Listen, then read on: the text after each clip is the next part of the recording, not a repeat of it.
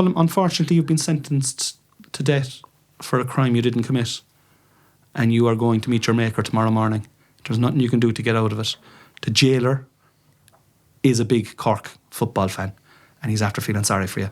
So he's coming over to you, and he says, Colum, you can have a last meal. A starter, a main course, and a dessert. What are you having? Ooh. I only ask the hard-hitting questions, man. Hello and welcome to Conversations with Cornelius. I'm a comedian. This podcast is about my life, my wife, my likes and dislikes, hurling, football, movies, sex, drugs and rock and roll without the sex, drugs and rock and roll. There are going to be special guests and always regular contributors, but mostly it's going to be me and my main squeeze, the wife. So sit back, relax and enjoy Conversations with Cornelius. Hello everybody, welcome back to another episode of Conversations with Cornelius. I'm your host, Cornelius Patrick O'Sullivan, and I am in the Fearless Digital Network studios with a sublime guest today, guys. But before I bring that certain person onto the stage, I have a few little things that I want to talk to you about, a few important things that are in my head at the moment. The Patreon, I have a Patreon. People have been signing up to the Patreon over the last couple of weeks. That's given me great joy. It's €5 a month. The link is in the description. That's less than the price of a pint, guys. You could actually listen to me now and my wife for less than the price of a pint. Is that worth it? I don't know. I actually, now that I think about it, I'd say probably hold on to your fiver. The Opera House is nearly sold out. I have less than 150 tickets to go with 3.5 weeks to go. It is absolutely flying. If you want to come and see my show, it's about hurling, it's about autism, it's about expensive babysitters, it's about a lot of things really, to be honest about it, and it's going to be a great night, and it's Valentine's night. Bring your old doll, bring your fiend, just fucking do it. Bring the whole club, come along, have a few drinks. Valentine's Day, January's gone, January blues, book those tickets, book it now, pause this and book the fucking tickets. Thank you very much. What else? I had something else to say. I thought I had something else to say. Patreon, Opera House, Fearless Digital. I've hurling and football. Oh yeah, hurling and football are back this weekend. This weekend are back, the National Leagues, and I can't wait. Pump it into my fucking veins. Cork for the double, that's what I think anyway. A lot of people think the same, I hope. I hope the Cork boys think it. I have $2,500 on Cork to win the double. Haven't put it on yet, but it's going on. If I'm going to see how much money comes in from the Patreon this week, I'll throw it on. Hopefully it's $2,500. Lads, are you ready? Are you ready for the show to begin? Are you ready at home? Are you ready in your car? Are you ready in the kitchen? Are you fucking ready? Because today's guest is absolutely, utterly amazing. A hero to me growing up, even though he's a good bit younger than me, right? Okay? So, how could he have been a hero to me growing up? He was a lot younger than me. If I was worshipping this fella when I was 9, I'd be worshipping a baby. I don't even know if he was born when I was 9. So that was a stupid intro that I gave him already. I'm going to have to start again. Here we go. 90 appearances. 90 appearances, okay, in league and championship. A combined total of 25 goals and 248 points, averaging 4 points a game or 1-1. And this is without being a recognised free taker for the Cork senior footballers, ladies and gentlemen. He has a Munster Minor Football Winners Medal in 2005, Munster Under-21 Football in 06, 07 and 09. He can contradict me here now in a minute. All-Ireland Under-21 Football winner in 07 and 09. And in 09, he was the captain. So this guy captained the Rebels to an All-Ireland. Do you know how rare that is, lads? Munster Senior Football Championship debut in 2009. First game against Waterford. And then a couple of weeks later, he sprung from the bench against the old enemy down in Killarney, Kerry. They bring him on. A 45, 4 or 5 seconds after he comes on, take that there, young fella, slaps it over the bar. Slaps it over the fucking bar. I was like, yes! But then the Animals equalised. And I was like, ah! But anyway, we got them in the next week. What else was I saying? Oh, yeah. 2010 All-Ireland Senior Football winning player. Lads, do you know how rare it is for Cork to win an All-Ireland Senior Football? This lad has won one. And he is Cork's very, very last winning All-Star. That is unbelievable. I hope that will change this year when we win the double. I think it will. A gentleman, a scholar. Ladies and gentlemen, please welcome to the podcast your friend and mine, Mr. Colum Neill. And the crowd go wild. Thank you, Welcome, Colum. Colum. Thank you. Now I know you as Connie. Should I call you Cornelius? Call me Connie, call me whatever you want by. Yeah. I don't mind. I'm nervous. Are you? I'm nervous, Connie, yeah. Well, you shouldn't be nervous. I'm nervous, Connie. This is supposed to be kind of you're a comedian, so you could be taking the piss out of me here now and I won't even know it. Well, so you often took the piss out of me at training, so do you know what I mean? Like, so it's my turn to get revenge, all right? Yeah. I certainly won't be taking the piss out of you. I am delighted to be here. Colum, how old are you? 38. 38, so I'm 48, so actually I take that back about 9 years, so I couldn't, you weren't even born when I was 9. 38 years old. Yeah, 38 years. Do you feel it? Every bit of it. Do you? Yeah. Tell me this, before we get into the body of the packet, what did you have for your breakfast this morning? Oh, Weetabix. How many? 2.5. Hot or With cold? strawberries. With strawberries? Yeah. No sugar, so? And sugar. Hot or cold milk? Cold. Cold milk. Yeah. 2.5? I'd have hot milk as well if needed. Yeah, I'd be a hot milk I didn't have man. time now to heat up the milk this morning. I'd be 4 Weetabix and 3 spoons of sugar, so I suppose that's the difference between us. Yeah, That's why you've got to the top and I'm still struggling up the fucking ladder. Yeah. What are you watching on Netflix? Are you watching anything else? Nothing. I'm not a big man for. I don't have time, to be honest. Sit down and watch Netflix. No. So, are you watching anything on telly at the moment? Like, No, Arsenal. fucking Arsenal. All right, okay. Try my best now to watch a bit of sport the weekend, but Yeah. during the week, little television now. So, are you up the walls during the week? You're working with AIB at the moment, anyway. isn't it? Yeah, just at home. Busy household home now. 2 smallies at home, so by the time they're down to bed now, and it's nearly time for bed to go up to bed myself. So, no, I can't say I'm a frequent Netflix. I know a lot of people are stone mad into watching stuff on Netflix, but Yeah. So if you're okay, give me a scenario there. So it's just summer, right? You're home from work. The kids are you come home 6-7 o'clock. Are you just hanging out with the kids out the back, kicking a bit of ball, going for walks, or how do you like to relax in the evening with the fam? yeah, that's it really. I'm small for now. He's 4, he'll be 5 in September, so he's at an age where when you come home, he wants to go out and puck a ball or kick a ball. Yeah. So, and I've another small daughter. She'd be 2 in May, so she hasn't quite got there yet. But to just mess around with them really, and just try to pass the evening like that. Yeah. And look, then I try to do a bit of, as you can see, and try to do a bit of exercise myself. So go to spinning classes or just try to do something to keep fit. Like, So you're still trying to keep fit even after all these years, and it was a lot of your life now trying to stay fit. It was. I know, did I ever get there either? Yeah, I know. I'd say you had a bit of fitness, all right. You wouldn't have got to the level that you were at without being physically fit. So the hurling and football has started now in earnest again this year. Arsenal, you were talking about Arsenal. So did you say you were going over to see them this Yeah, weekend? actually going to Arsenal United I'm not sure when this podcast is going to come out, but this Sunday. So looking forward to that now. Yeah. It's now or never, I think. Do you think so? I think it's now or never, Yeah. Now I think opportunities have come and go. The last 2 games, I know they picked up a point in each game, but I just think we're lucky to chasing pack isn't chasing hard. No. So It's like when United won their last league, they just limped over the line because there was no one kind of catching them. I take a limp over the line now as well. But Well, you're limping a while now, in fairness.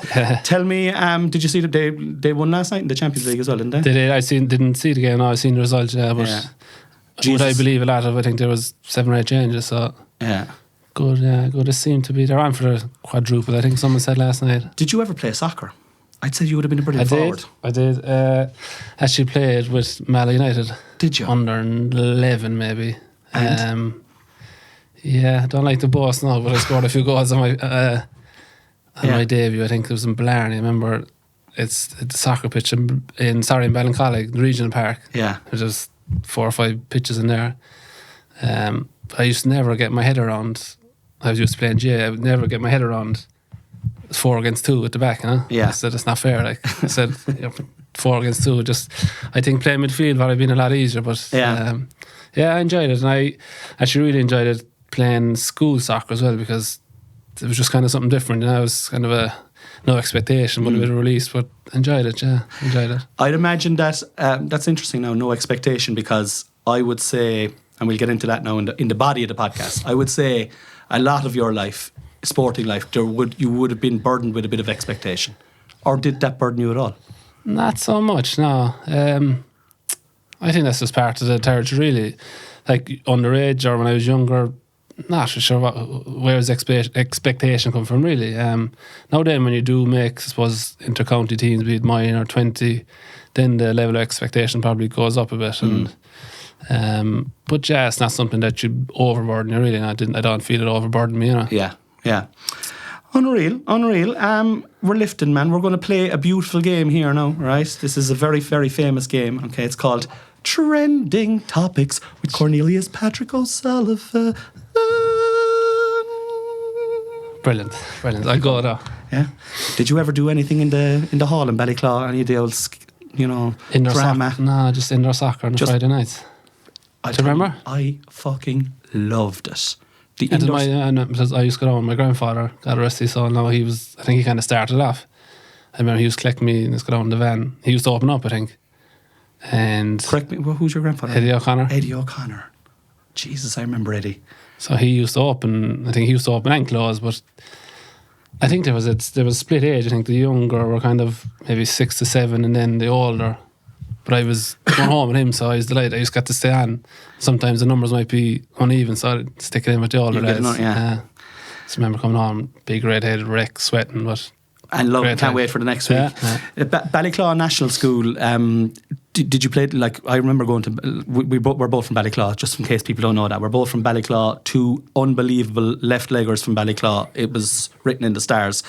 Do you remember the soccer matches in Ballyclaw, in the National School? I don't, but I was listening to your previous podcast and you describing it, but that wasn't so prevalent when I was in school, yeah. So it was more so the Friday night hall. In what way was that? Was that the 3 against 3, goal on, goal off? Yeah. It was. It depends on numbers, but there was huge numbers, wasn't there? Huge numbers, and you'd be up on the stage waiting for your game, and the next thing someone get a goal, they'd be off. You jump down, winner stays on. Great. I'd say it was only for an hour. I'd say, but it felt like it was all night. Yeah, it felt like it was all night. Yeah. Good times, simpler times, isn't it? Simpler times. Sure, there was nothing else to do. That was it. The parents were delighted to get rid of you for a couple of hours. Out the gap. The first thing that is trending on this week's Trending Topics with Cornelius Patrick O'Sullivan, Colum O'Neill, is tariff threat. Are you worried about the tariffs? Not in the slightest, no. Give it any bit of thought at all? No. What do you think of Donny Trump? It's hard to keep up. It's hard to keep up with him. Yeah. Something every day, it's mad too. We're mad where we're living in. Isn't it mad? It's mad, we're on the brink. They're saying, I was listening to the news now today, but you just literally, it's hard to keep up because yesterday he was like, we're sending in the troops. And he was going somewhere then today to some. Was he going to some? There was big yesterday. They were looking forward to him going to something today. Yeah. And what would happen today? And I actually didn't get to see the news now or anything. So today he said he wasn't sending in the troops. Today he actually said, I'm not sending in the troops. Tomorrow I'll be sending it. Yeah. And then last week someone gave him a medal for the Nobel Peace Prize, and they were like, here, you deserve that. And he took it. To be like you giving me your fucking Celtic cross from 2010. I'll take it if you have it. There's a bit of merit to that. I remember growing, dedication. I remember going up to the pitch and you used to be there with your bag of balls 20 minutes early before training. Yeah. You were left-legged free taker as well, so I think you deserve a small bit of credit. I think I do, Colum. And you know what? All these years later, I appreciate you saying it because no one has ever said it to me. Usually they're kind of laughing behind my back. Yeah, and I'm like, what's that? Why jealousy? Yeah, I think it is, yeah. Tell me before we move on, actually, I want to talk, because we're going to talk predominantly about football here, and this doesn't actually move into tariff threats at all, but hurling. Do you know, you're talking about hurling there. You were just as good a hurler than you were a footballer. Minor, you were dual mountain minor, weren't you? Mm-hmm. Did you ever contemplate, was it ever like, I'm always going to be footballer, did you ever contemplate, I might try the hurling? Yeah, I did, yeah. I was actually, I think there was, I'm not sure what the year was now, but it was when Jimmy Barry was involved in it. I met him, he asked me would I come in, and for some mad reason, I think I was just about hardly making the football as well. And I played on a year under 20, 2 years under 20 with hurling. So he was saying at the time, would you come in? And I was just probably in the door with footballers first, you know. And you didn't want to jeopardise it? Yeah, because I probably would have been at that time. I felt I probably had more of an opportunity of making it in the football than the hurling. And look, I'm glad at this stage, looking back now, it kind of worked out well enough. In fairness. Yeah. just before we move on from the hurling, like you were unbelievable at hurling. I remember you hitting a slitter above in the pitch one time, and it just made a sound like, you know, when you hit a golf ball, sweet. Just, it was like, or something like that. And I just remember going, this fella can do anything. And so you could fucking pick up a tennis racket and fucking, sure, you were scoring goals for Mallow United left, right and centre, but Blarney. Ballincollig. Was there ever a sport that you took up that you were like, fuck it, I can't do this at all? Jesus, yeah. Or tried? Basketball. Like, basketball. Could never. I tried to play it when I was in secondary school, but I used to be jumping up and the ball would kind of breaking off the rim and I hit it. Like, I didn't realise you can't punch it, or like you might have knocked up against someone. Like, you can't do that. Like, no, you can, because I watched. Sometimes you watch an NFL game and it is physical, but obviously it's kind of accidental, like no contact. I just couldn't really understand it. Yeah. So okay. Well, I didn't. You don't want to join my fight? I was only just to get out of school, really. Yeah. If the truth be now. Yeah. Well, look, listen. Fair play. Yeah. You know, you join up tiddlywinks to get out of school, like. Yeah. Hashtag friendship. So this was trending yesterday, right? And I just thought it was a very generic subject because I'm interested in friendships at the moment. I'm nearly 50, right? I'm moving closer to 50. Now, I know you're shocked when I say that because I don't look anyway close to 50. I might look like I'm in my early 30s. Thank you, Colum, for saying that. I appreciate it. But friendships. So when I was doing a bit of research for this podcast, I was on your Instagram and I was looking back. I thought you were going to say you reached out to some people. Well, I'm not finished yet now. But I went back through your Instagram and I was looking at online, and I was like, your Instagram goes back to your stag and stuff like that, and I seen a lot of the boys that I know from the Claw and a lot of the boys from Cork, and there seems to be a great old bond with the Cork players in particular, especially when you're that famous 2000, I suppose 2008, 2009, 2010 and 11. That was a real successful period for you, you know. Do you maintain those friendships? Is it hard to maintain those friendships, or were they just fleeting in the moment? It definitely is hard to maintain them. Like, Jesus, everyone is busy and a lot going on, but you go back to that, I suppose, that 2010 team, in fairness, I think it was John Hayes and Nicholas Murphy and probably Conor Coon himself.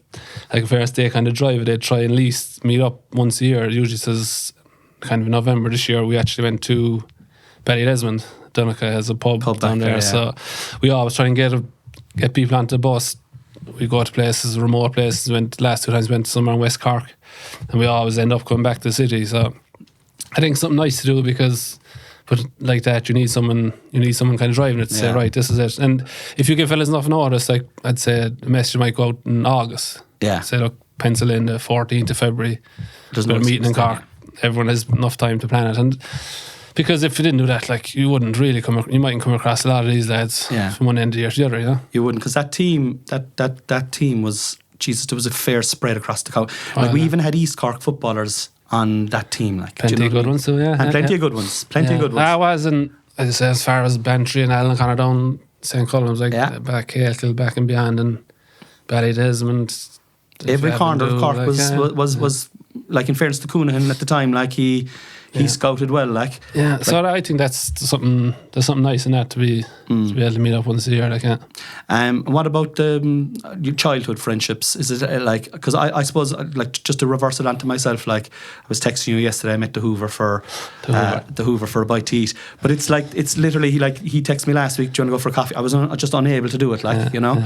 But if you don't try, that's it will. Yeah, it's easy to kind of just keep plowing away, and you kind of must make the effort to try. And but a lot of them, we had a small enough class, and I suppose if you guys my age, there's not a whole lot of them still around Ballyhall. A few of them are kind of gone abroad and stuff, but I still have, don't get me wrong, a good few friends down in Ballyclaw, but I don't get down as regularly.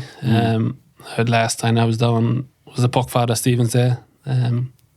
You weren't absent? I was there later that night. I heard actually. I was gone. Yeah, I didn't arrive until around 7 or 8 o'clock. I was on a tour of fucking back west with the father and my cousins.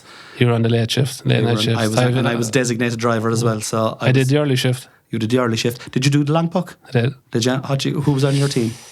My brother and the Moose, Seamus Casey. The Moose. Fucking sure I know the Moose well. Yeah, Jesus Christ. He was... I was kind of, myself and the brother, we were confident, but he was pulling us back. Was I? Yeah. Seamus, you're off the fucking team next year, but it was a good crack that. And there was a good crowd there. Yeah. Good crowd there. And do you know we let Fitzy off first then because they were saying at the start, right, he wants to go first. And someone with a bright idea says, let that man go first because he needs to go in and open the pub and be ready for us when we arrive. Went in, fire on, racing on. St. Stephen's Day, man, is honestly, I was all over the place back in Duhallow now, in like all Turnafulla and Tullylease, or that's Limerick, Turnafulla, Tullylease and Kilbrinn and Fremount and... Is that a bit of a crawl? Oh, it was beautiful. Great. But every single pub I went into, you'd walk in the door, there was about 40 or 50 hurleys on the ground. Everyone's doing the long puck. It's something I think the GA should grab a hold of. I think it's a lovely little... It's a great tradition on St. Stephen's Day, but I think it's a sport in itself that they could, if they got the right marketing men, the right head around it, because you don't have to be, you could play it as like you could play it like you could be like Moose. You could exactly. I could train for it. Like, look, if you want me to come in, if this is your subtle way of asking me to come in to replace Moose next year, I'm in. All right. I'll tell you we'll be holding trials now later in the year. Okay. Well, I'll call me in for the last trial. I'll obviously like Ben was holding trials there as well, but I didn't get the call either for Ben. Reception might be great down in Newtown. Yeah, that's probably it. You couldn't get through to me. Maybe. Yeah. Might meet him. Match maybe. What do you think of the Cork, before we get into the football, what do you think of Cork's chances this year, hurling and football? Should have to say the hurlers are knocking on the door the last 2 years. That would be tough, change of management, bit of turnover in the squad, so be interesting now to see how they go. But that Munster Championship was a minefield, like, isn't it? Sure. Minefield, yeah. You can't really, I suppose, you can't look past actually just trying to get out of that alive. Yeah. Once you get out of that, then it kind of opens up. That's literally it. Like, I mean, last year, you wouldn't have even, I don't think Tipperary were even in a conversation this time last year to get out from Munster. Crazy, yeah. And I have a feeling this year that Waterford might be kind of a little bit of a dark horse, because they weren't that bad as well last year, and then with the club as well this year with Ballygunner and stuff like that, a little bit of they're a proud county. They're my kind of sneaking. I don't know where have Cork, have they in Páirc Uí were we're playing Waterford on Sunday in Páirc Uí in the league, but in championship now. I don't know. I haven't. Are the championship fixtures out? Yeah. Jesus, I'm very bad. I haven't checked that out at all now. Yeah, it'll be interesting to see how it go. I'm excited for Ben though. I am excited to see. He's a winner, like, isn't he? Yeah. He's grown up. He was one of my idols. Remember watching him. Went to my first Ireland final was 99. Same. Oh well, I wasn't. Well, mine was 86, but I was at in 99. I remember standing in the Hill 16 at bucketing rain. Pissing rain. Pacing. 12 points to 13, wasn't it? Was it? Against Kilkenny, yeah. I think it was 12 to 13. I know it was against Kilkenny. I did not score. Another one by a point. Yeah, I think it was 12 to 13. It might have been either 12 to 13 or 12 to 11, but it was never 12 to 11. It was a real low scoring game. But we were massive underdogs that day as well. Yeah. Fucking hell. I was on in short pants now that day. Yeah. But what's your memory of that day now? Did you go up with your dad and your brother? I think we went up the night before. Yeah. Just in my memories in the stand, or in the terrace, soaking. Yeah. And I remember then going on obviously Mark Larned was captain, but being presented with the cup in the middle of the pitch. Why was that? Was the stand being developed, or was that just a thing they tried? Was that 99? Was it that they stopped you coming into the pitch? Was it 99? Was it when that started? I don't know when it started, but it definitely got the cup. Yeah, in the middle of the pitch. I remember for the double. Then I remember the me captain getting in the middle of the pitch too. I don't know. There's something beautiful. Like sometimes with the old, I don't know. With me anyway, with some of the old traditions that are kind of taken out. Like I think there's nothing better when your team are about to win a fucking match and you see all the lads climbing up over the fucking fences behind the thing. I have a funny story now, Conor, and it's... Go on. It was 2009 when there was pitch invasions. All right. And obviously we lost the game to Kerry. And I remember the referee blew up the full-time whistle and next thing the people started to flood in. And I was kind of, when it dejected, you shake your hands, opposition and stuff, and there was people coming in from, I was at the Hill 16 side, I said on the 14. I was kind of crouched down on my knees, just kind of bending down. I remember this Kerry supporter came from behind. So he was running, give me kick up the hole. He gave you a kick up the hole? And ran on, like, But I could see why they tried to stop that. Like, I could see why. Yeah, I suppose someone could, like, I'd be kind of a. Now, at that time, like, what are you going to do? Like, run after him? Like, no. Another person probably might, like, but you couldn't, like. Well, like, I mean. No, I kind of seen the funny side of it. Yeah. Looking back now, but I can imagine like. He was probably half locked. He'd kick up the hole and ran on then, yeah. I gave Colum O'Neill a kick up the fucking hole, lads. Fuck him. Jesus Christ. I got enough kick up the holes that day myself. 09? Yeah. No, you were fucking tasty enough in 09, Colum. You were tasty enough in 09. That was a good start, but yeah, I could have went up to the stand then early enough after that. Sure, I don't know. Hashtag golf. You play a bit of golf? Try to, yeah. I actually like it. Yeah. A lot. What's your handicap? Or do you have 9? 9. That's low. That's good. Okay. No, it's 9 when I was playing a lot. Yeah. And I'm not playing a lot to go up or down. Are you a member of any club? Yeah, member of Castlemartyr. Joined there 2-3 years ago, thinking I'd play an awful lot of golf. Yeah. Then second child came and that thought left your body. Yeah. No, I'm still a member. I'm probably You're still paying them, like. I'm the perfect member. Yeah. I'm paying membership without digging a divot anywhere. Well, you can see for myself, I'm actually a member of about 3 or 4 gyms myself as well. So, like, you know, like I like to pay them. I don't like to go to them. Yeah, that's important. But I actually, and that's the one sport I like watching. You know about chilling out at home. I love watching especially the golf. Time of the golf is perfect. Like it's kind of 8, 11. Sunday night perfect, as well. As always when it's in its zenith. Yeah, like. Yeah. So, have you played against anyone? Have you played with anyone that's of note, or you ever going around with someone that's like kind of Rory McIlroy or anyone like that? No. And I was close as I got as the pro-am, the JP McManus. When a few years ago there, I was actually doing stewarding for that. So I was inside the rope, and like you're not. I thought you might be, carrying the scoreboard, but I got to kind of walk along by the rope, like. Yeah. But we were following Rory and Tiger. Oh, Jesus. Like I have videos there that they've said not to take out your camera either, but like we kind of take a sneaky video. Like you're on about the sound of a hurley, like the sound of them hitting the golf ball is like ping. It's unbelievable. Like Jesus, Rory, and so you were following Rory and Tiger for the full 18, like. Yeah. Jesus, Colum, like. No, sorry, I was with Rory and Tiger was. I think he was in the group ahead, but there was such a delay. There was such a crowd to Rory. Then early, they were backed up, like so they were talking and chatting at every tee box. Yeah. So I was with Rory, but you get to see Tiger teeing off as well. Yeah. So you're getting the best of both worlds. Yeah. Yeah, sure. He was I suppose is he the greatest superstar of all time of golf, really? Tiger. Yeah.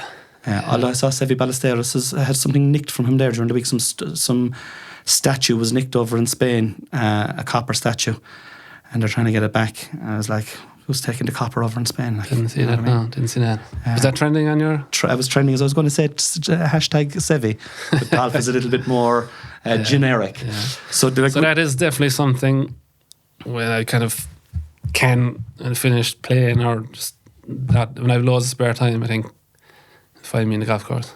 But the only thing, it's just so long. It's so long, man. So long. Is it like? I think you should have a 14-hole golf course. I'm going to say something now. My wife is from Waterville, right? I don't know if you've ever played in Waterville, right? Nice. They have 2 golf clubs in Waterville. Play them, man. One for millionaires and one for billionaires, all right? Helicopters and everything flying into this one, right?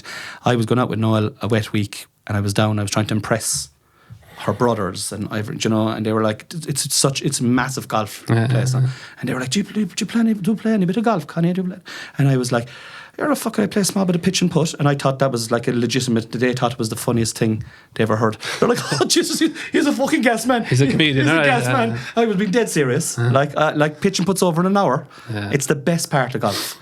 But I'm still shit at it. It's just like, it's 5 hours, like. It's 5 hours, man. And it's like, then you want to get a bit of fruit after, like, and maybe a pint. So it's a day, really, like, isn't it? Yeah. And the missus at home with the 2 kids pulling the hair out of her fucking head. Yeah. And you're there. What? I come home then, I played shit. Yeah, and you're bad farm. Yeah. I'm going to just put on the golf there now, love. That concludes Trending Topics with Cornelius Patrick Sullivan. All right, okay, Colum, you're not a singer. That's fair enough. First question: what are you like as a human? Like I would say, can you answer that? Like, I can only answer about myself. I'm a bit of a bollocks. What are you like? Same. I'd say you're not a bollocks. But what I mean is, there'd be people would see you now, right? And they'd be like, that's Colum Neill, Cork, works in the bank. What are you like? What goes through your head? Are you a soft person? Are you a deep thinker? Are you just happy out to go with the flow? Like if you were to put yourself into a box, like what gets you going? Like I'd be easygoing. I think people describe me as easygoing, but I'd say it could be difficult at times. Now, if you ask my wife, I'd say it'd be difficult enough. What I don't have is a lot of patience. Right. At all. And as in, I've been called impatient, but time. I met you how long before the podcast? Well, you're the first guest that was here. I'd say you were 15 minutes early. Yeah, I'm the same. Like if you said to me, I'll meet you for coffee at 6 o'clock, and if I wasn't there at 10 to 6, I'd be crossed. I wouldn't be right, you know. Yeah. I'd be stressed out. I'm the same. I prefer to be like an hour. Like even with the airport, I'm like I want to be an hour early. I'm gonna be going. Yeah. So impatient. And there's some people then like are just. So I'm easy going, but I'm not then at other things. Yeah. Time is. I'd get ticked. Like I said, if we're gonna meet at 6. Like where the fuck are you? Like 6 count back. It's gonna take me 20 minutes to get there. Yeah. So don't leave at 20. I leave at half past. Like. Yeah. I'm a stickler for that. I'm the same. I can't understand. Good or bad? I think it's probably bad. But well, I suppose it's good from your own point of view. Like you know, you just want to be there on time. I think it's a respect thing, to be honest. Look, everybody can be late. Everybody can be late occasionally, but regular. Like when someone's late regularly for something that I'm involved in, it fucking annoys me. I'd be similar. We're very like on it. Oh, sure, listen, man. Sorry, Cornelius. That's all right. Like, listen, I just think Coonan fucking got the wrong. Like he was like C.O. Neill, C.O. Sullivan. Very clever. He probably he messed up a small bit. But look, so you're impatient. That's what you learned about Colum here now. So question 2. Now, correct me if I make any mistake here. Okay, so I'm talking about your inter-county senior football career here now, right? You won 1 All-Ireland 2010, 2 Munster medals, 2 National Leagues and an All-Star. You're actually the very last Cork senior footballer to win an All-Star. Am I right in saying that? I don't think anyone has won. Half right. So there was 2 the year I won it. Aidan Walsh and me. Aidan Walsh is midfield, so he'd have been called out before you. So you're the last one. Correct, yeah. All right. Did Aidan Walsh win one that year, did he? The second one. Fair play to him. He did a great year this year. That was his second one, was it? Yeah. And Jesus, yeah, he's still going. And he's still going. Fairness, man. I was at their Munster final when they played Ahabullock down in Limerick before Christmas. Yeah, lad, he still has it. Like, he still has it. He met that Ballydesmond. Now they were playing the All Ireland semi-final, I think, in Limerick. So he met us in Ballydesmond. He was driving, obviously. But in fairness, like that, he went out of his way to come over and meet lads. But I just asked him how he getting on with Irish, like, you know. Yeah. And he's get mad, like. He was saying, "Fuck!" He said, "Look at this." He showed me the WhatsApp, like all Irish. Mighty. He said everything's just into Google Translate, like crazy. Fucking hell! No, I wouldn't have the patience for that. I don't think. I would love to be able to speak Irish. I'm going to try and do a Duolingo on it. My young fella Harvey is autistic, so he doesn't learn. They don't teach. He's exempt from it, but he's always saying to me, "Why am I not learning Irish?" It's an American accent. Why am I not learning Irish? Am I not Irish? And I'm like, well, maybe change your accent and we'll work from there, like, you know. But like Duolingo is first. But I'm fascinated with he's moved down there because Jesus, I was watching that match at the weekend, the Dingle and Bridget's final, and fucking hell, man, the passion of those Dingle boys, lads. I'm not saying with Bridges now, but like Mark O'Connor coming over from Australia, the brothers driving back from Dublin, the effort, like it's rare enough to see that type of effort. Like I see it myself now with our own club. Like it was when we were in our pomp, it was hard enough to get lads to go training, not to mind fucking when we were good, like. But like the dedication is something else. Is he finding it? I wonder how he's. I'd love to pick his brain on that now. What the difference is from Kanturk, you know? Because he said the standard is not mad. Like I thought, I was asking what's the standard. He said it's similar. Like the standard's similar enough.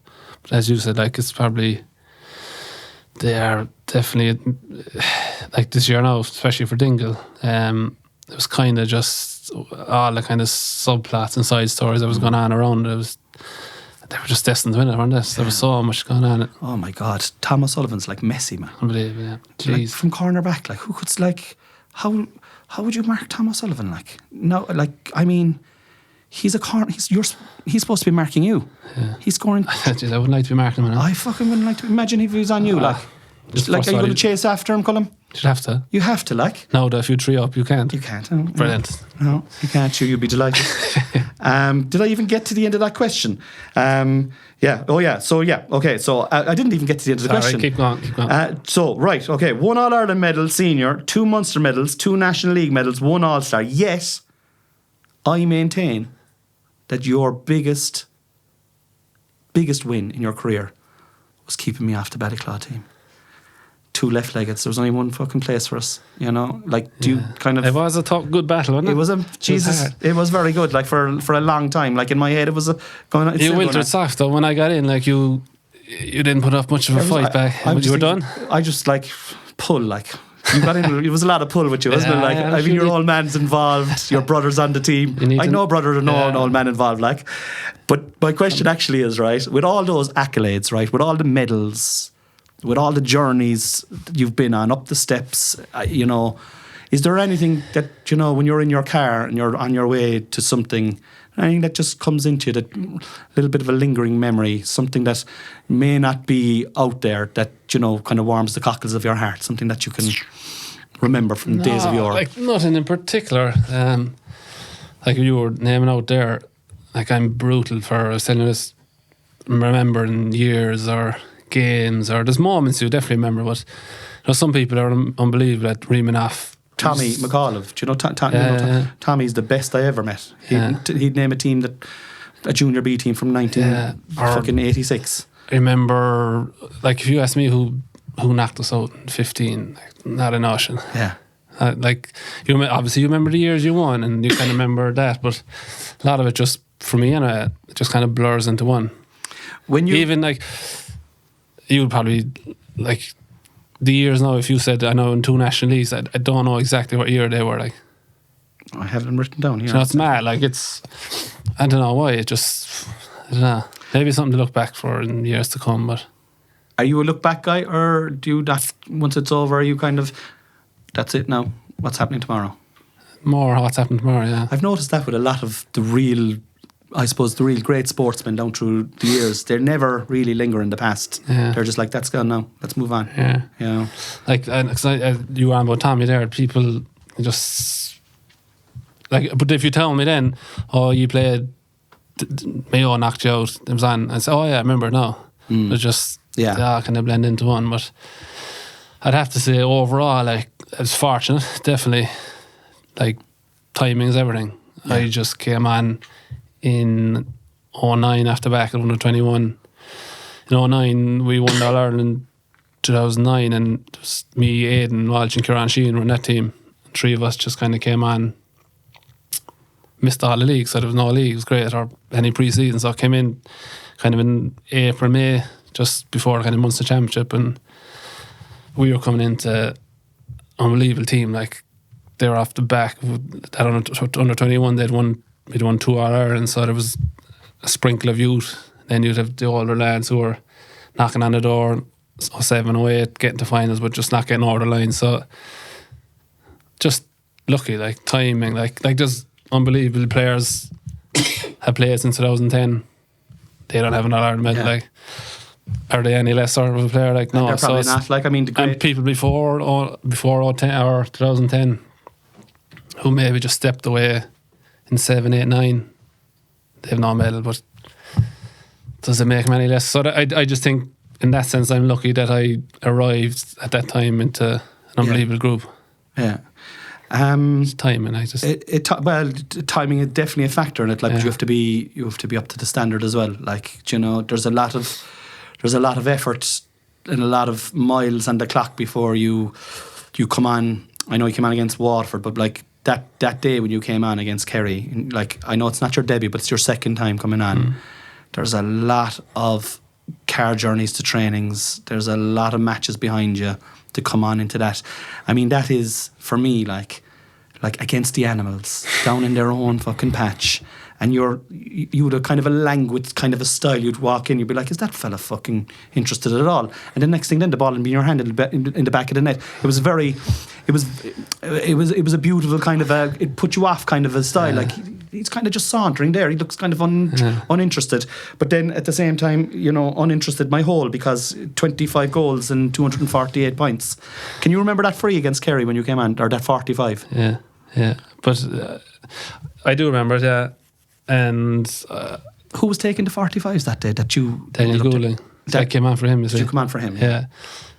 And like when I came on, I don't know. I probably would have been taking frees with Daniel, but I was only new into it as well, so I wouldn't have been automatically. But there was no one else that would have been taking frees at the time. And I've heard stories. I was only coming on, and I heard a story. I heard someone said that Darragh O'Shea gave you the ball, so we're now 45. And Darragh O'Shea gave you the ball, and apparently now someone said, he's saying like, who the fuck are you? And then someone said, you kicked the score and you didn't. You said, you'll fucking remember me now. It's like a great story there, like, Did you encounter much sledging? No. Didn't you? Nothing at all. Very rarely. I think, I don't know, is it the reason? I don't think, I wouldn't say, not really, nothing that worth talking about, like, because it didn't throw me any bit, like. Yeah. I think if someone does sledge and next thing you're getting stuck in, sure, they're only going to keep doing it. Exactly. If you're going to be preoccupied with someone calling you a bollocks or whatever. The only, not sledging, but a first trick for a few cornerbacks used to do pinching, when you're kind of holding and you're in behind there, like. So, and you can't kind of say, umpire, he's pinched me, ref. How did that sound? Like, ref, he's pinching me. No, you can't say that. It's just in behind the back. And the instinct as well. If you get a pinch, the instinct is to do that, like, isn't it? Like, so you have to kind of refrain from that. I suppose, like, the only answer is 1-1 from play. Like, that's the only answer. Question 3, Colum, right? And it's on to goals again, right? Goals. You scored a lot of goals. I saw you score goals since you were fucking 12 years old for Ballyclaw, all the way up until you retired in, what was it, 17 you retired, was it? Is that where I think so, yeah. 17. And I saw all different types of goals, but you scored 25 in the red and white of Cork. And I think possibly, for me, the one that lingers the longest, or the one that's in my memory, is that goal against Donegal when Jim McGuinness was over Donegal. I want to say 11. Is it 12? Was it 12? So I was injured 11, I think. Oh yeah, it was 12. And did they win in 12? They won in 12, yeah. And it was late in the day, but it was the blanket defence, you see. He brought in this blanket defence to fucking putting 15 men in behind, and I think they were up maybe 4 points, 5 points, and then was it Sheehan won the ball and lobbed it in. My question to you is, right, and this is I find fascinating. So I get the ball myself, right, as a junior footballer, right, and I'd get the ball into my hand and I'd see the goal and I'd see the goalie and I'd see the lads around me, and before I had the ball up to kick it, someone would have pounced it out of my hand. But you always seem to have time when you had the ball. You always, for me, it was like, how does he have so much time? What goes through your head in those 3 or 4 seconds? Because it's like that goal in particular, the ball comes in, you beat your man, comes into your hand, you turn around. There's only one clip of it on YouTube. I'm going to show it to the boys and see if we can get it up on a reel. But it's in the back of the net. It's in your hands and it's in the back of the net. Like, is it instinct? I remember the goal, actually. A funny story again about that is it was a ball. I think we were down 5, maybe. It was 2 minutes to go, maybe 5 minutes to go. So we turned over the ball around the middle. I think Kieran Sheehan, was kicked it in. So we needed a goal. So, but I knew he was going to kick it in when he got it. So it was Eamon McGee I was marking. And just as he was about to kick it, I gave him a good push. So I pushed him maybe 2 or 3 metres away. And that's when you see the clip, he's that far away from me, like, and you're saying, geez, it looks like you kind of sauntered in behind him, but like the camera never picks up the push. And the referee is never going to be like, he's going to be looking around the middle. And I got it, I turned, and the goalie was out straight away, so I didn't have time to, I just kind of rolled it under his legs. And McGee went to the ref after, he was going mad, like, and I met him at the All-Star event the same year, like, and he was, he said, you fucking caught me there. I said, I did. But he'd won the All-Ireland, so he was happy enough. But yeah, that was one probably, if you had a regret, I think that game was one that... Was that a regret? Fuck, it was, yeah. I thought we were motoring well that year. And they went on to beat Mayo in the final after that, I think, yeah. So that was one I thought we might have been even going in at half time up, but we were expecting a bank of defence. I think Paddy Kelly was named at wing back. Like, he's centre forward all his life. He was playing wing back and he was getting on a whirl the ball, like, and we were doing well. The next thing, they kind of got the grips us in the second half. We struggled. We were coming up the field and we were hitting the blanket, getting overturned. They were going across, and every time they were counter-attacking, they were a bit like Dingle, like, anytime punished us every time, like, and yeah, that was probably a year that I felt one got away. Yeah. What would you do when you got knocked out? What would you do? What is it, the next week a write-off? Write-off, yeah. You'd say, so a game like that in Croke Park, might go in for the food after the game, have a few pints, get cans for the bus. Cork late, all hours that night. Early the next morning. Wake up, someone arranged, we're meeting this place at 12 o'clock, everyone in again. After that, then you're not even off it, I don't know. The hangovers don't suit me. No. Oh. No, well, when you're a younger man, you're more capable, all right. Yeah, but like nowadays, I'm off the drink at the moment now. January, yeah. And like, I have to say now, this morning, actually, I came downstairs this morning and I kind of, whatever way I came downstairs, I was kind of, she's I'm in great old form. Great old form. Yeah. It just lingers, the old alcohol lingers in you for a while, but then it's beautiful as well. Then, like, you know, you're probably hanging out for a pint of Murphy's. I can't wait for a pint of Beamish. Sorry. Yeah, I can't wait for a pint. But I'm going to try and hold tough. So there are great times. Well, great times when you lose, because there's a kind of sense that everyone in fairness sticks together, and because that's kind of your last time being together until you're probably back pre-season then the following year. Like, yeah. Conor Coonan, I've good time for Conor Coonan. I really, really like Conor Coonan. And even what you're saying there about even now, that he's still involved in, in the organisation of things. I felt at that time that you were a very fucking together group. A very, very together group. A nice, tight-knit group. And I think successful teams have that, like, they're rowing together. They're like, did he do anything special, or was he... No, nothing, like, nothing special, but, like, he'd probably say himself that he was, again, just like me being part of a good team. He was fortunate he had good players around him, a good management team around him, and I think that's something like if he don't drive it, if he don't try and organise getting, like, nobody probably will, like. So he kind of has to, not that he has to do it, like, but I think he probably is appreciative of the times gone by as well, like, and it's just important, I think, to mark that and meet every year. It is. I was slagging the lads in our group actually that this year was 15-year anniversary this year, and I was listening to some podcast, and Tipperary won it in 2010 to Hurling, and their 15-year anniversary they went to Marbella. Where did you go? Back to I said, we're going to Valley Desmond. I said, they're going to Marbella. I said, so such is life. I'm sure we could crack in a... Might go to next year. You'll go next year. Do you want to come? I'll come. Tell him to look. I'll get me a jersey, and give me a Celtic cross. Before we move on to the next one, it's just something that came into my head. Right, so I love dressing rooms, man. I fucking love the dressing room. I love the dressing room on especially on a big day. You know, did anything that's said, like, 'cause I know sometimes words will mean something to some people and then it'll be annoying to other people. Like, was there ever, like, a speech in a dressing room, or was there any, like, did that affect you, or is that just noise to you on the day?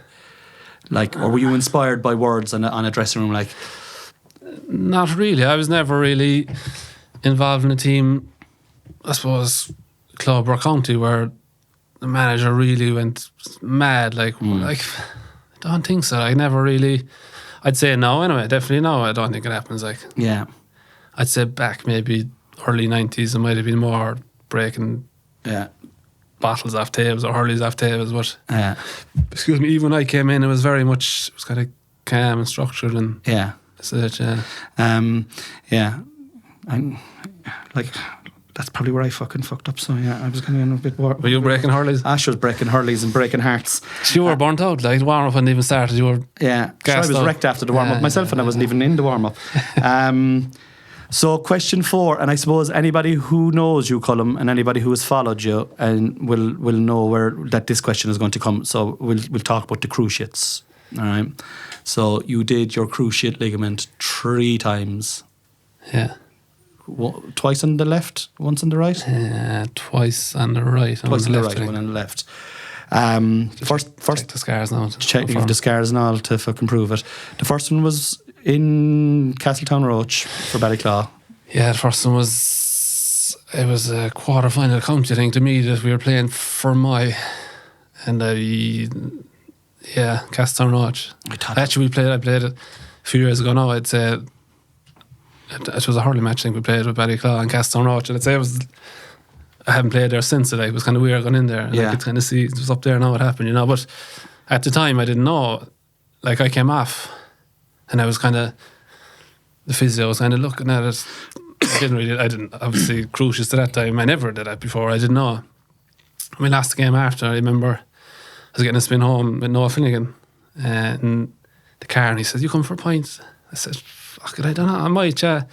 I know. I said, "This don't feel right." Like I said, "This is getting sore." Like I said, "I'm not sure is that something not right here." Like, but I was even contemplating coming back on, because like it kind of initially there was a huge pain. Like, but then I kind of eased off, and there was kind of a bit of mobility in it. And I said, "Geez, I might be alright." But then I kind of did a bit of a jog, and I was still sore. I said, "Nah, it's not for me now. There's something wrong here." And I'd say that was a Sunday and Tuesday. I was down in Waterford. Yeah. Dr. Khan had arranged a scan. Takes over in Waterford. A lot of lads would be slagging me. They said I made his retirement plan. I was down there so often, but and that was the first one.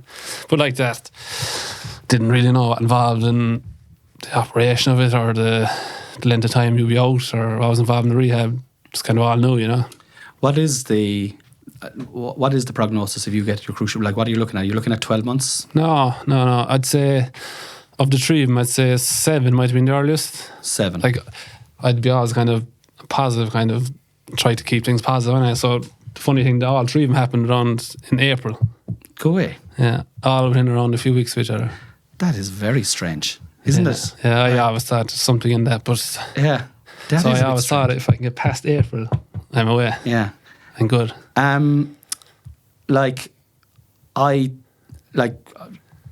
You're a hero to everyone in Ballyclaw and in Cork, right? But in Ballyclaw, like you and Paul as well, Paul O'Flynn. Like when you were playing Sigerson, you were like, Jesus Christ! I remember us all going up and all being there and being proud to punch to see your own clubman out there doing it. And I think everyone felt this. Obviously you felt it yourself way more than anyone now. Do you know what I mean? But we all felt the pain of it, and like, you know, to come back from one cruciate ligament is tough going. You have to be a tough man, a tough woman to come back from that, mentally and physically. To do it twice is obviously twice as hard. But to do it 3 times, Colum, you did it 3 times, and to come back, you have to have mental strength. You have to be a bit fucking tapped. Mental issues. You have to be a bit tapped. Like, you have to be a little bit fucking, you know, absolutely wired into this world to want to do that. Like, was there dark days? Had you dark days? Nah, like that again. When you get the news initially, you're obviously gutted, like, but like, it's just, in one sense, I found it easy because not like where I'd say it's easy. I knew what I was coming back to if I could get back. So I did it in 8. I knew I had another year in 21 and 9. So when I was in with the seniors, I was saying, right, if I can get back, like, I can get back here. This is what I'm coming back to, you know? Yeah. I'd find it, I would be a lot more kudos would go to a club player now who did a cruciate. Because they probably have to organise physios themselves. They have to do a lot of hard lifting, go about. Whereas I was lucky that And in fairness to Conor Coonan, when I was injured, he asked me would I kind of stay involved and help out doing the water. So I remember, yeah. I used to go train. So when they were training Tuesday, Thursday, I used to just go up as well. But instead of me going out to the pitch, I was in the gym with physio. Yeah. So I still kind of felt a part of it without being a part of it, you know? Yeah. And that kind of maybe gave me the motivation to work hard to get back onto the pitch. Yeah. But I had that. Like, I had physios, I had to click my button, I had all the gym equipment, I had everything, like, you know. So I'd find myself fortunate that I had that as opposed to a club player who mightn't have that kind of. I think that's a harder comeback. Yeah, now did you say that? It is definitely, it would be a lot harder because if you're a club player, you're literally having to organise all that. And you know, I suppose when you're playing for Cork, it's like a lot of things are organised for you, you know. No, I'm not being blasé about it like it was.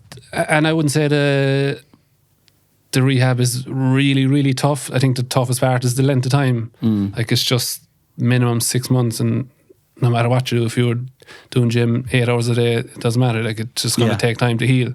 Yeah.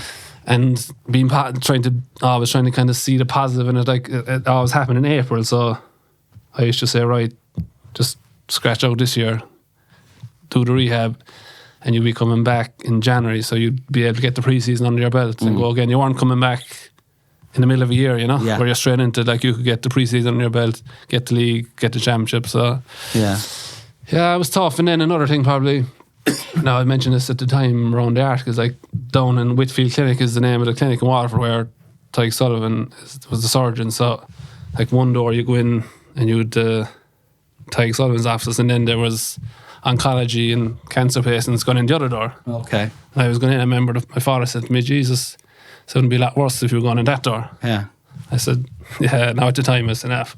Yeah. But, like, looking back, like, you're right, like, you know, it's an injury, you can't come back. Like, it's not a career-ending injury that it would have been. No, I suppose it would have been in your father's time. Yeah. Fun fact, I played with your father. Okay. He was not I played with you as well. I have a funny story about playing with you. But I played with your father when he was in goals. Lobo is what we used to call him. And by God, you wanted him on your team. You wanted him on your team. And he was also a selector the year that I was over us in Junior A. So and we didn't Kilshanny Cottas that year. So I can't fucking blame it all on me, Colum. All right, your father was involved in that team as well. I was going to say something to you there now about so when you got the third cruciate, like, I mean, that's like you obviously you have got this unbelievable positive attitude to be able to get through things like that. And the third one, was it the same? We were like, okay, let's just go through this again. Let's do this again. Yeah, it was. So the first one was Ballyclare, the second one was a league game up in Salt Hill, and the third one was a game under lights against Donegal. Can't remember the year now. 13 maybe. We were actually, and I started off well, like, yeah, but I remember, and it's funny how it happens, it's the exact same. It's kind of running out to the ball, it's coming in, like, and they've go through the ball and you're kind of landing in a small bit of a jump and you're just landing with the knee straight and kind of buckles in. So even now when I see that, I can kind of see that play happening, other people like kind of, no, it's definitely kind of something that said it'll probably never go away, like. But back to your question, I never really felt like, geez, that's going to be it now. I still felt I was young enough to come back, and I knew that I could come back, so I knew it was possible to do it, but obviously it's going to be a hard road. So again, I just tried to go away with Claire while I had the opportunity, go away nice holidays for the summer, because now's your chance to do it. Exactly. So I suppose from that point of view, and maybe that's the way, that's kind of a way I probably didn't get sick of it, like, you know, because it's not get sick of it is wrong, but I didn't feel it as intense because I wasn't on I was nearly every second year. I was in and out kind of. Yeah. That does just make sense. Just tried to make the most of the opportunity I had.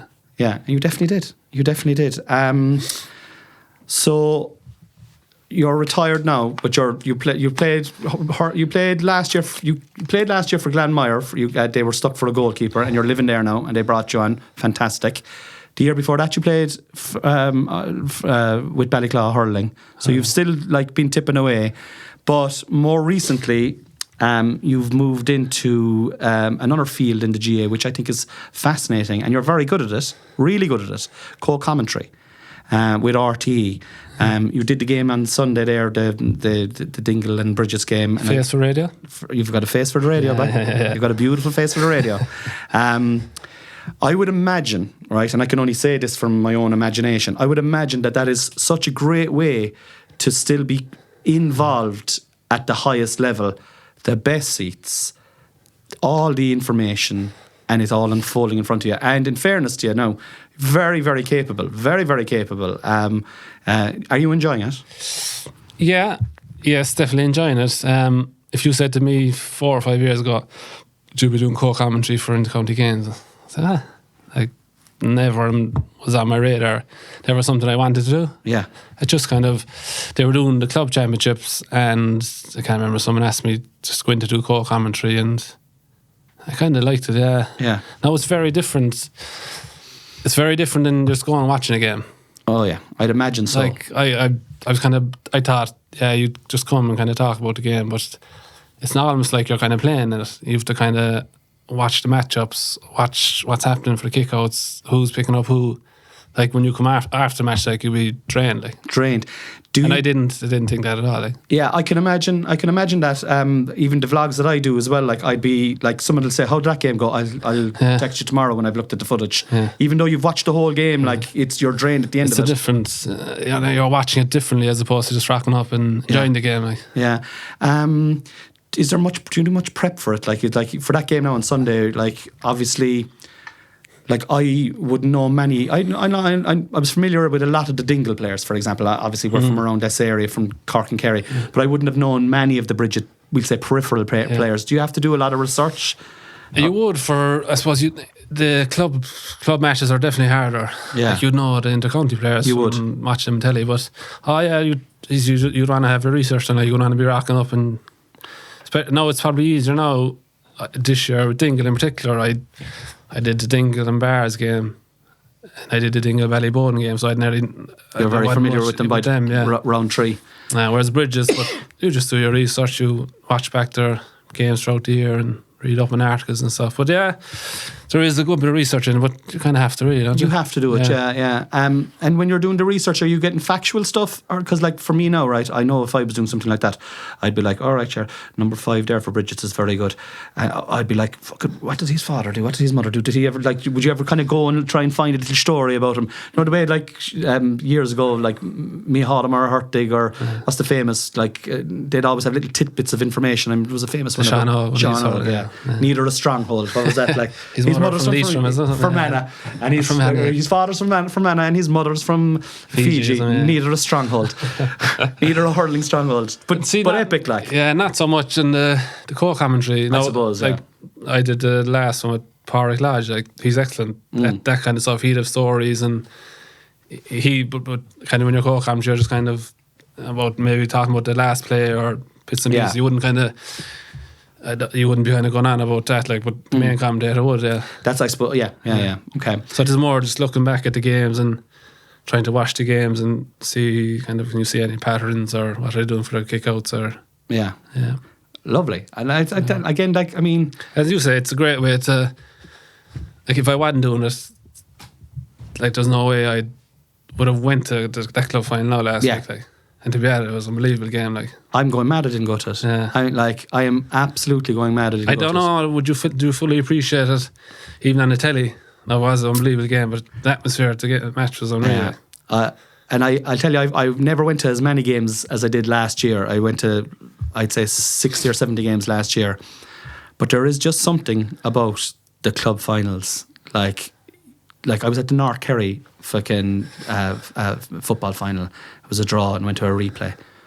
Guttural, animalistic, pure, just pure raw. And you can't fucking bottle that. And you come away from it, like I'm complete neutral at these games. I'm coming away from it uplifted, like.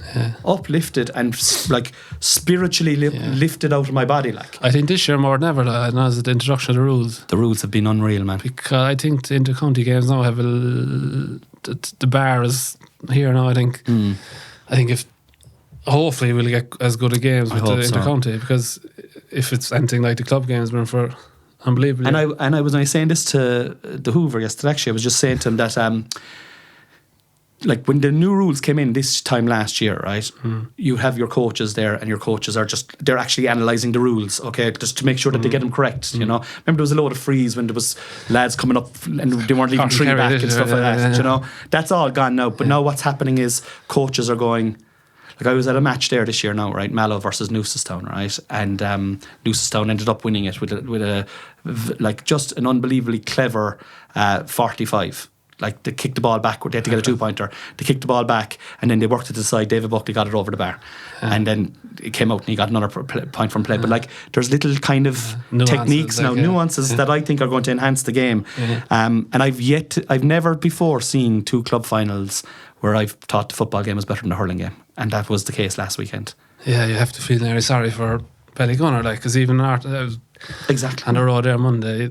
Not even sports. No one was talking about Ballygunner. This all thing, which is a great sign. I just going back to the hurling. I think a rule that they definitely should look at is not being able to play back to the goalie in hurling.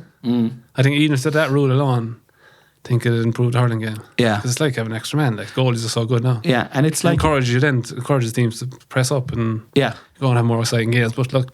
But it is something like, I suppose, and I mean, like especially just because your man, maybe Stephen O'Keefe, the Ballygunner goalie in particular, is on the world about it last day. Like, I'm in a WhatsApp group with the boys, you know, and I watched the Ballygunner match first, and I was like, they're like an inter-county team. Yeah. They're actually like an inter-county team. Like, I was thinking to myself that if Ballygunner entered the inter-county championship, they'd win Leinster. They wouldn't be found wanting, you know. They wouldn't be found wanting. No. Right, we're down to the last question, man. Are you still nervous? I'm okay now. Yeah. Well, we're nearly fucking finished now. You, unfortunately, Colum, otherwise known as Crossbar. That's your nickname in the Claw, Ballyclaw, Crossbar. Is there any truth to the rumour that you were called Crossbar because you were in goals and you couldn't touch the crossbar or something like that? Is that where you got it? Yeah. What was that under? I'd say, I was under maybe. I'd say it might have been 16, and I was going to train. I'd say you might have been training the same day, and I was trying to jump up and tip the crossbar, and there was someone on the bank who said, "Hey, crossbar, you can't hit it, you can't reach it," and that's the end of it. Sure, they call me the Pheasant in Ballyclaw. Do you know why they call me the Pheasant, right? I was playing an under-14 match in Doneraile, and I'd say one of maybe 2 people who went for a shower afterwards, right? And I walked out of the dressing room, the old dressing rooms in Doneraile, walked out, and my hair was kind of sticking up, and Kevin Deedy goes, the Pheasant! And that's it. Fucking stuck down. I'm 48 and I'm called the Pheasant now since. Like, it's just the way it goes. And the other thing then, before I get on to the very last question, is I played 1 game of hurling with you, right? And I bet you don't fucking know the game. Jesus. And I have a bone to pick with you about it. I think I might get into a show at some stage. It was a league final under lights. Newtown Chandram. There was your father, I remember. Teddy Shea and Dan Ducey were the selectors. We had 17 lads. It was the league final, I think. It was a league final, yeah. A lot of my buddies were out in Australia at the time. Yeah. I went to the training sessions. We've already established now you're 10 years younger than me, right? Okay. Yeah. Went to the training sessions. There was 2 or 3 training sessions. I was on time. I was down, and the Newtown setup is amazing. And like 10 years ago or whenever this match was, it was still unreal. It was state of the art. It was down there. There was hurling alleys and everything. I was down there about a half an hour early. You went into Barney's for no hurley or anything? No, I didn't. I was going to hold on to my one.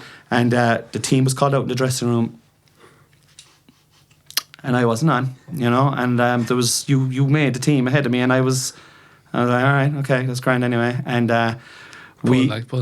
pull, and your brother was on as well. Anyway, we were hammering him, right? This was very unusual now that we'd be hammering Newtown Chandram, but it was probably their 5th team, right?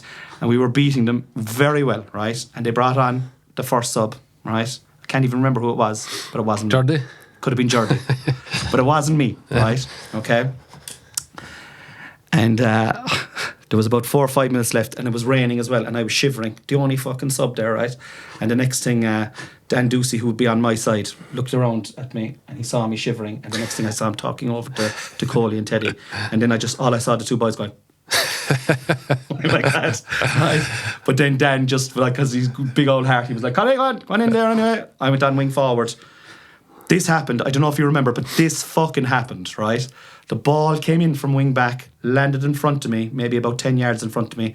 I made a fucking beeline for the ball, and the next thing I got a shoulder, knocked me onto the ground. You cunt. You shouldered me, picked the ball up and put it over the bar. And that's a fact. Was it your first attempt to pick it up? It might have been my third. And I fucking remember it. I remember it. And I don't think I actually don't think I ever played hurling again after that. I was at the very end of my career now. But that is a memory that I do often think to myself, if only I'd fucking trained a bit harder.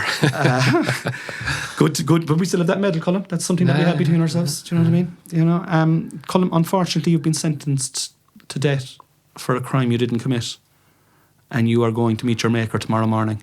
There's nothing you can do to get out of it. The jailer is a big Cork football fan. And he's after feeling sorry for you. So he's coming over to you.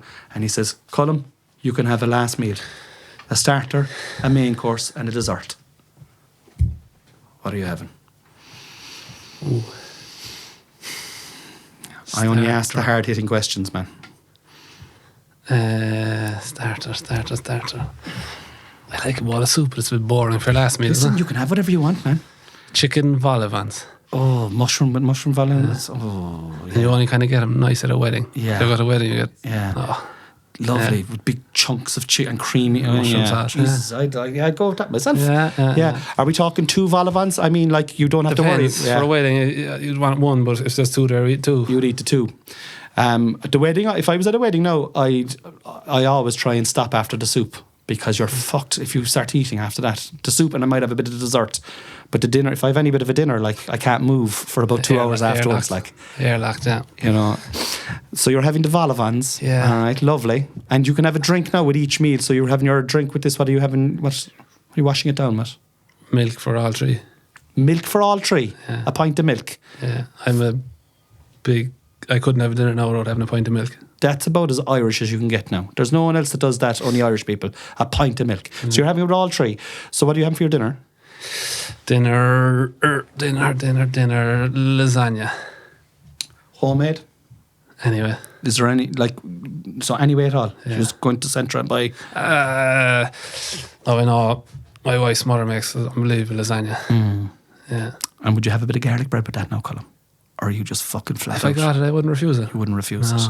No. Perfect. And then, but it didn't have to be there. It doesn't have to be there. Yeah.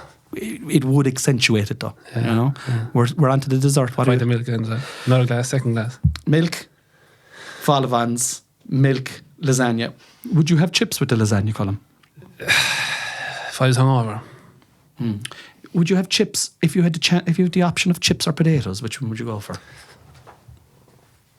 Mashed or roast? You can have whatever you want. The boys are laughing here now, but this is a serious question for me. Like, this is serious, because I'll tell you what I'd have. Roast. Yeah. Yeah. Crispy now. Oh, crispy. Goose fat. Yeah. No, and what are you having for your dessert? Dessert then is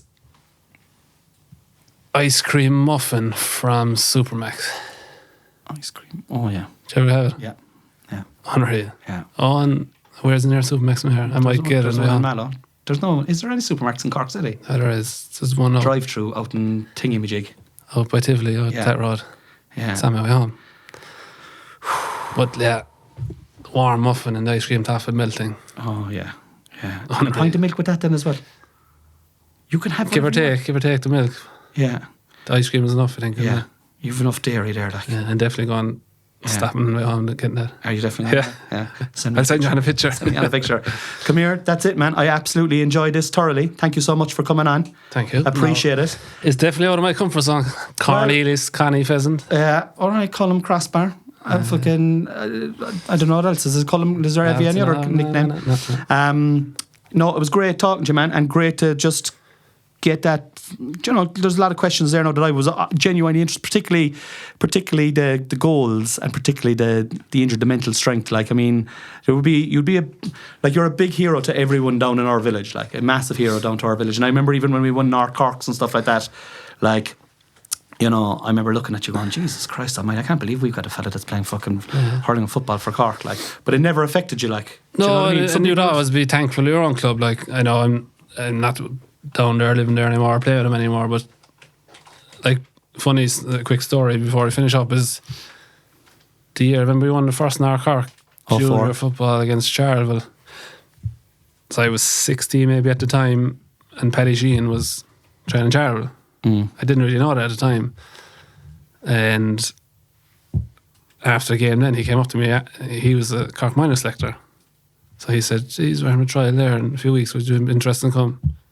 I said, Jesus, yeah. Fuck. So I'll so he knew my dad, I'll get your number, I'll be in touch. So you could say that's how you're spotted, like, at your club. Like, that is how you're spotted, yeah. Play well enough in the game, like, so, like, without that, and sometimes people say, oh, playing with a small junior club, you need to get into a bigger club, or you need to be playing senior football, or I wouldn't buy that at all. Like, I think if you're good enough, you'll be seen, be it, you'll have the opportunity to play college, school, like, you will be seen if you're good enough. And I wouldn't be, I know that narrative is out there, he'd never be any good, he's only playing junior football or junior hurling, but I don't think that matters. Like, and then going back to that team in 2010 when we won, I was just going to say, Pierce O'Neill, Alan O'Connor was junior, he'd been playing junior at the time as well. Exactly. Fucking, what's his name? Nicholas. Yeah. They were junior, weren't they at the time, junior A? I mean, there was 3 or 4 junior A intermediate players in and around that team. Even Kieran Sheehan, they weren't senior. At the time, they would have been juniors. Do you know what I mean? So it just goes to show that I totally agree with that. It's all about the fucking ability of the player and the character. I think there's enough avenues in development squads and schools or colleges, or you will be seen, like. So there's hope for me yet. Good. That's what I take from it. Come here. Thanks a million, bud. No bother. We'll talk to you soon. All the best. God bless. Staying by the wall, everyone. We'll talk to you next week. Good night, Irene. Good night, Irene. I'll see you in my dreams.